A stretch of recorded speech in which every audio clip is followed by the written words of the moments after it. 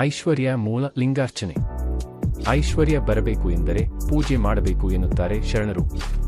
ಅಯ್ಯೋ, ನಾವು ಎಷ್ಟು ಪೂಜೆ ಮಾಡಿದ್ದೇವೆ, ಆದರೂ ಐಶ್ವರ್ಯ ಬಂದಿಲ್ಲ ಎಂದು ಕೇಳಿರಿ. ಸಂಪತ್ತು ಎಂದರೆ ಯಾವುದು? ಯಾವುದು ನಮಗೆ ಆಪತ್ತು ತರೋದಿಲ್ಲ ಅದು ಸಂಪತ್ತು. ನಮ್ಮ ಸಂಪತ್ತು ನಮಗೆ ಆಪತ್ತು ತಂದಿದೆ. ಒಂದಿಷ್ಟು ಬಂಗಾರ ಹಾಕಿಕೊಂಡು ರಾತ್ರಿ ನಿರ್ಭೀತಿಯಿಂದ ನಡೀತೀರೇನು? ಬಂಗಾರ ನಮ್ಮ ಜೀವಕ್ಕೆ ಮುಳುವಾಗಬಹುದು.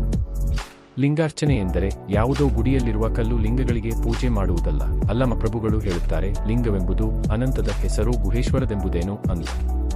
ಲಿಂಗ ಅಂದರೆ ಈ ಅನಂತ ವಿಶ್ವ, ನಮ್ಮ ಕಣ್ಣಿಗೆ ತೋರುವುದೆಲ್ಲವೂ ಲಿಂಗ. ಐಶ್ವರ್ಯ ಗಳಿಸೋದಕ್ಕೆ ಮುಂಚೆ ನಮಗೆ ಬಡತನ ಯಾಕೆ ಬಂತು ಎನ್ನುವುದನ್ನು ತಿಳ್ಕೋಬೇಕು. ನಮಗೆ ಯಾಕೆ ಬಡತನ ಬಂತು ಅಂದರೆ ನಮ್ಮ ಮುಂದೆ ಇರುವುದೆಲ್ಲವೂ ಸಂಪತ್ತು ಎನ್ನುವುದು ನಮಗೆ ಗೊತ್ತಾಗದೇ ಇರುವುದರಿಂದ ನಮಗೆ ಬಡತನ ಬಂತು. ಬೆಳ್ಳಿ, ಬಂಗಾರ, ದುಡ್ಡು ಇದ್ದರಷ್ಟೇ ಸಂಪತ್ತು ಎಂದು ನಾವು ತಿಳಿದುಕೊಂಡಿರುವುದರಿಂದ ನಮಗೆ ಬಡತನ ಬಂದೈತಿ. ಚಿತ್ತಶುದ್ಧದಲ್ಲಿ ಕಾಯಕವ ಮಾಡುವ ಶರಣಂಗೆ ಎತ್ತೆತ್ತ ನೋಡಿದರಲ್ಲಿ ಲಕ್ಷ್ಮಿ ತಾನಾಗಿರ್ಪಳು. ಕಾಯಕವನ್ನು ಮಾಡುವವನು ಎಲ್ಲದರಲ್ಲಿಯೂ ಸಂಪತ್ತು ಕಾಣುತ್ತಾನೆ.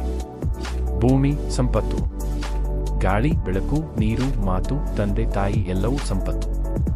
ಸಂಪತ್ತು ಯಾವುದು ಎಂದು ಗುರುತಿಸುವಲ್ಲಿ ನಾವು ಸೋತಿದ್ದೇವೆ ಅಷ್ಟೇ. ಒಬ್ಬ ಮಹಾರಾಜ ಇದ್ದ.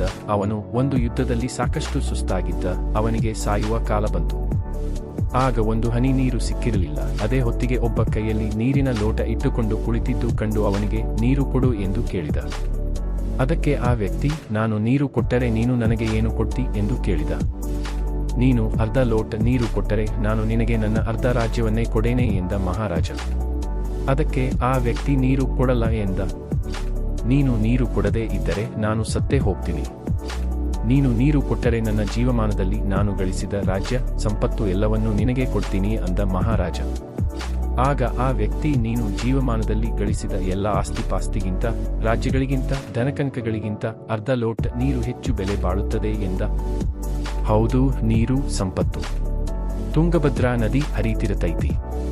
ಅದಕ್ಕೆ ಭದ್ರಾದಲ್ಲಿ ಡ್ಯಾಮ್ ಕಟ್ಟಿದರೆ ಭದ್ರಾ ಡ್ಯಾಮ್ ಅಂತಾರೆ. ಮುನಿರಾಬಾದ್ನಲ್ಲಿ ಡ್ಯಾಮ್ ಕಟ್ಟಿದರೆ ಮುನಿರಾಬಾದ್ ಡ್ಯಾಮ್ ಅಂತಾರೆ. ಅಂದರೆ ನದಿ ಯಾರದ್ದೂ ಅಲ್ಲ. ಯಾವ ಊರಲ್ಲಿ ಅದು ಹರಿಯುತ್ತಿರುತ್ತದೆಯೋ ಅದು ಅಲ್ಲಿಯದೇ ಆಗಿರುತ್ತದೆ.